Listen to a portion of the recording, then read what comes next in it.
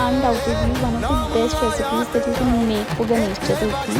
सबसे पहले मसरूम को अपने दही को रखना है for 4 to 5 आवर्स। उसके बाद सेफ्रन मिल्क बनाना है, मिल्क और सेफ्रन को मिक्स करके आफ्टर 5 आवर्स हमारे दही कुछ ऐसा हो जाएगा। उसको अच्छी तरह से मिक्स करना है, फेंट लेना है और उसमें मैंने पाउडर्ड शुगर, इलायची पाउडर और हमारा सेफ्रन वाला दूध ऐड किया है। इसको अच्छी तरह से मिक्स करना है, see the texture. Now for berries I am using Farmley berry mix and it is so tasty that it takes the dish to the next level. Now it's ready.